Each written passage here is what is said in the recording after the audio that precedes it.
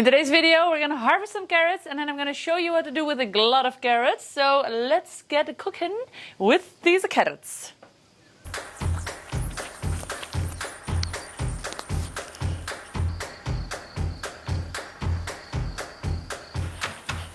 All right, so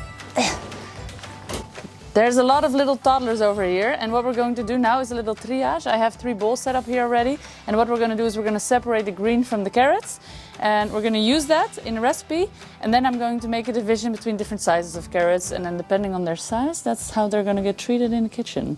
So let's go. Don't want the green to get full of dirt.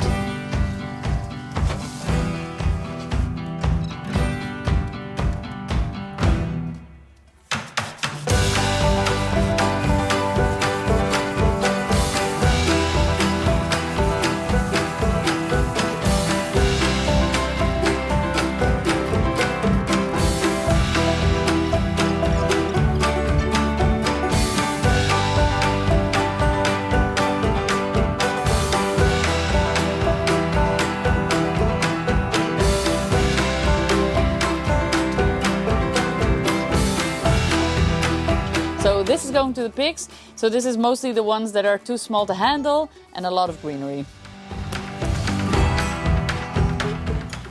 Ta-da! The new pig house. For those of you who haven't seen it yet, Philippe built this and finished it last week. So that's super exciting. We have 3 little new piggies in here and we're gonna feed them now. I'm sure they'll be very happy with all this greenery. They're loving it.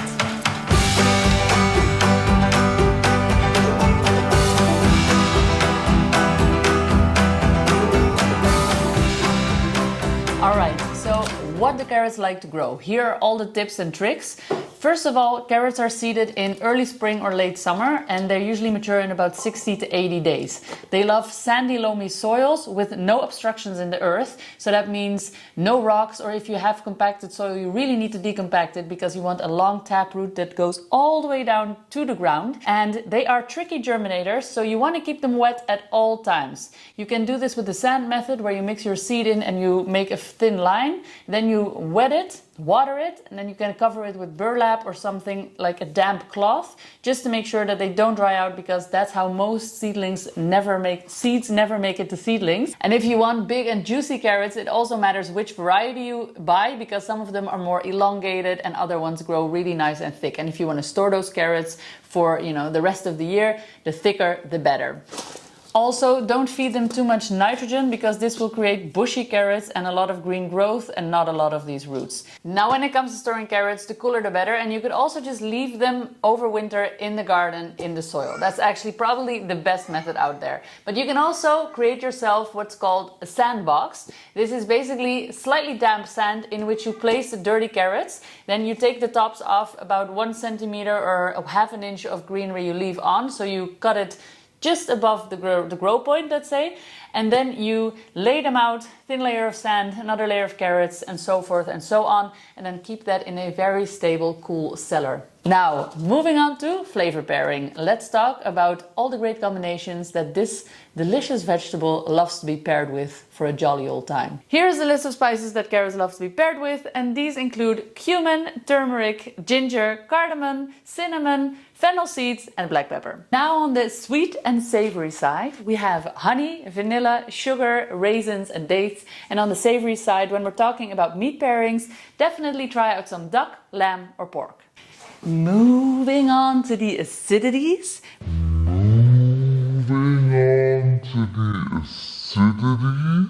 We have lemon juice, apple vinegar, normal vinegar, and orange, which is not always very acidic, but still acidic enough to be included in this little list. And now dairy. Labneh, yogurt, goat's cheese, feta, and that good old beurre noisette, brown butter really. Let me go in, I want to be with my nuts, no! Carrots also really love a good nut. Nuts and seeds, I should say. And especially hazelnuts, sesame, almonds, and I'm forgetting one, walnuts, of course. Did you think that that was all the pairing you were gonna get? Well, you were mistaken, my darling, because there's one last section that we didn't talk about yet, or one last skill set, and that is, of course, the fermentation method and what ferments well with carrots. These are things such as dill, fennel seeds, garlic, ginger, and even chili. So now that we know all of that and you've got your laundry list of things that you can pair with a carrot, let's get into some recipes.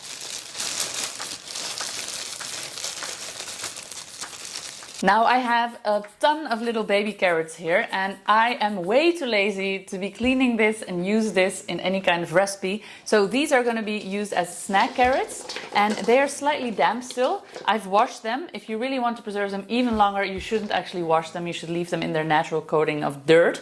But that means that then the kids will need to wash it before they eat it, which means they won't do it, which means they won't eat them. So I've washed them here and I'm just going to divide them in 2 plastic bags.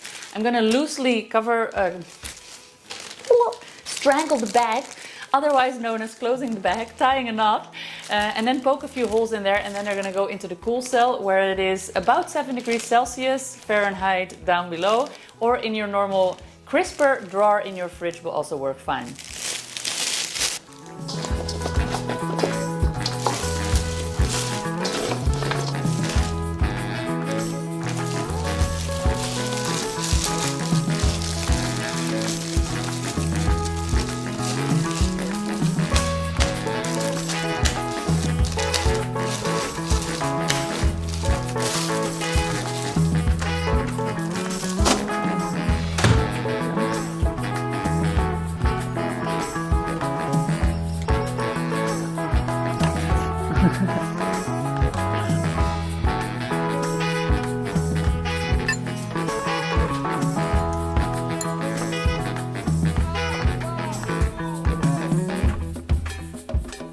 Let's dive into method number 1, which is lacto-fermenting these beauties with a little bit of dill.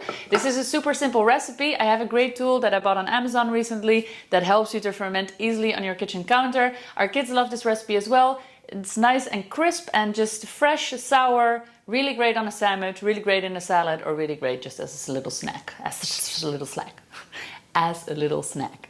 I found it easiest to try to guesstimate the amount of carrots I will need by stuffing the intended carrots into a jar and then some. After that I took the time to peel the carrots. Philippe helped out as there were a lot of carrots, and after peeling them I quartered them into evenly sized batons.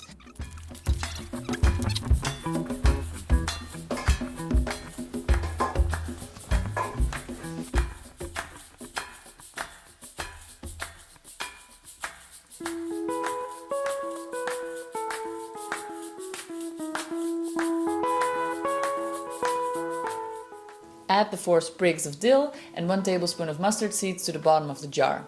Then stuff all your carrots in the jar until they are so snug that you can hold the jar upside down and they do not fall out. This way the carrots stay submerged in the brine without needing a fermentation weight.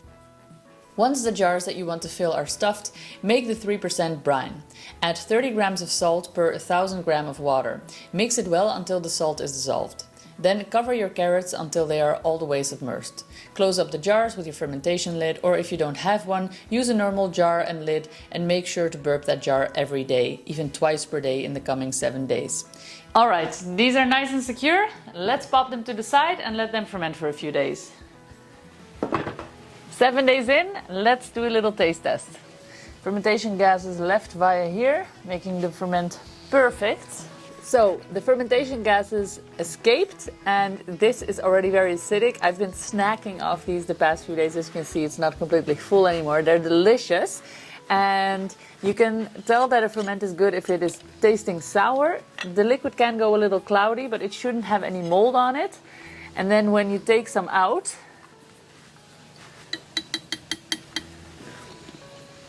it should smell like a good Polish pickle, you know?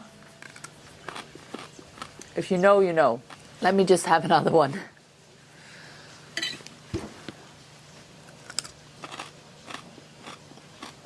So good.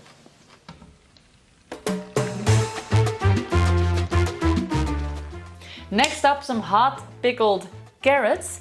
These are going to be packed raw with a hot brine, and we're going to be adding some Indian spices here. So some curry and some cumin and other delicious spices are going to go in here. I'm also going to add some onion and some garlic and a little bit of raisins. So those I'll pop in the bottom. The raisins, they're going to soak up some of the brine. Then we're going to pack this with our pickled peppers, I keep wanting to say. Piper had a pack of pickled peppers or something. There's a tongue twister there. We're going to slice these in two. We're going to pack this very tightly after adding in the raisins, and then we're going to pour over the hot seasoned brine.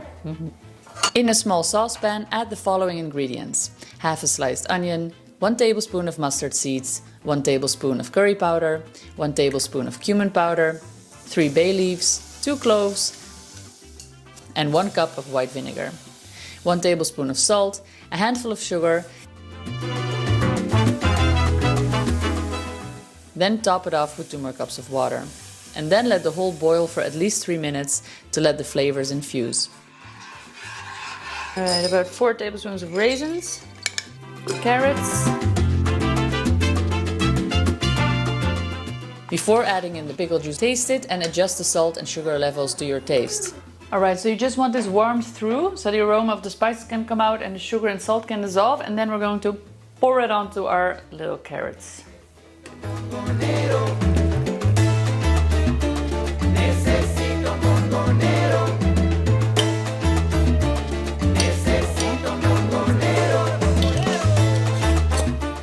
Close this off, it's gonna vacuum pull.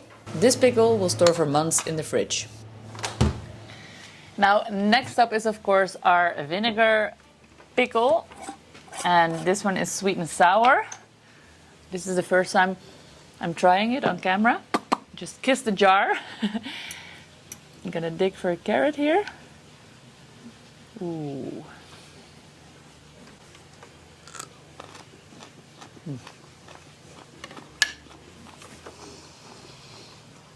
Also very good. Because of the hot brine, this is slightly less crisp than the ferment, but the flavor is very nice because it's a little bit sweet and it's very spicy due to all the spices that we added. Not spicy in terms of hot, but spicy in terms of spiced would be the right term. And I really like this. I like this in the side of curries and hot meals. You know, this can be one of those acidic things you add to a nice dish. Shouldn't speak with my mouth full. Yeah, this is very good. Store it in the fridge. It's best served cold. And if you wanted to do this at home and give it a little tweak, you can also add in a lot more onion in here. You could also let the pickle cool down before you add it onto the carrots, and then you would have even more of a crisp, a crunch, a crack crack.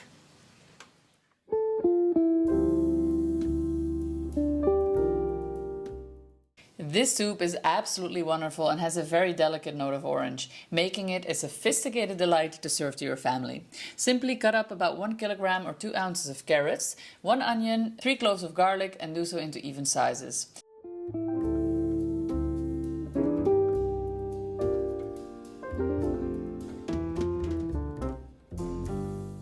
Then, in a soup pan, in a generous amount of olive oil, saute these until golden.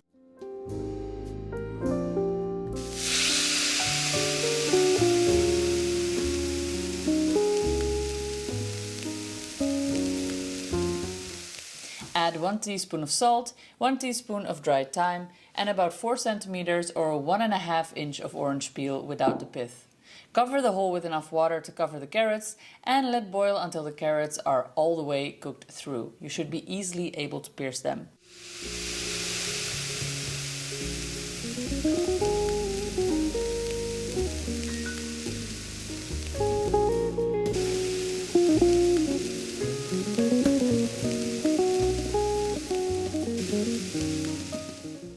Once soft, transfer everything to a high-speed blender and blend until smooth. You can add some water to regulate the thickness and season it with some more salt to taste.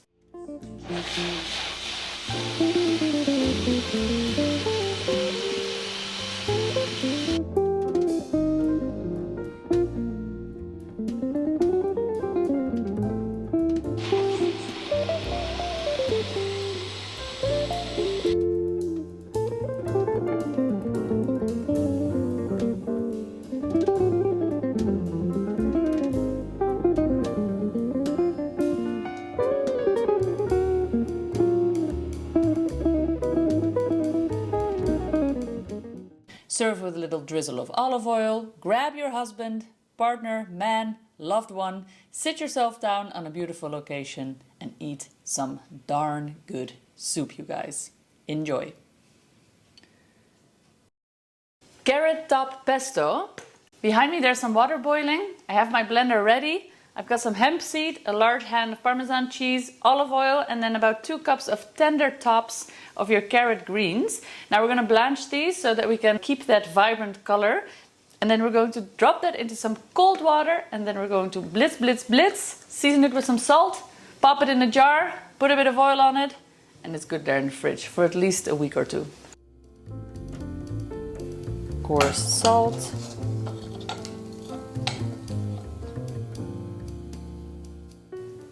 You want to get rid of these thicker stems.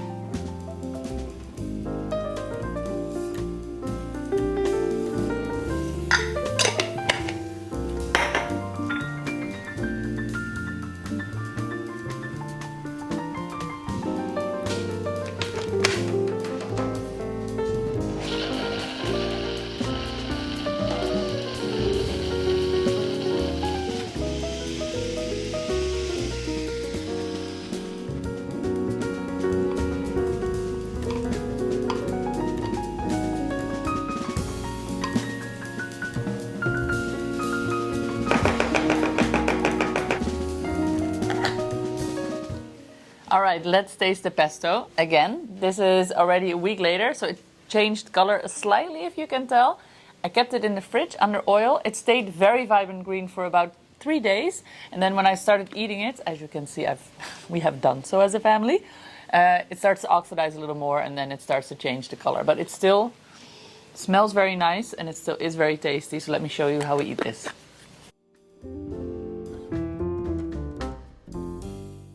Thick layer of cream cheese, this pesto. Oh yeah.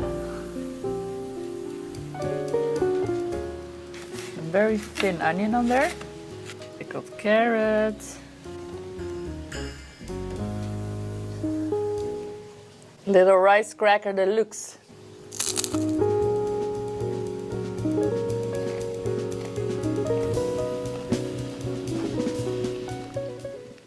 And there you have it. That brings us to the end of this video. I hope you guys got inspired. If you want to check out more of these videos, check out this playlist right here where we show you how to preserve all kinds of herbs. And if you want to check out more types of veg, check out this playlist right here. Or if you want to come join us on a retreat, you still can. We are hosting some new and fun retreats still this year that are going to be a collaborative series. So it's going to be culinary, regenerative, and artistic. So it's going to be super fun, and I'm very excited to launch this new venture.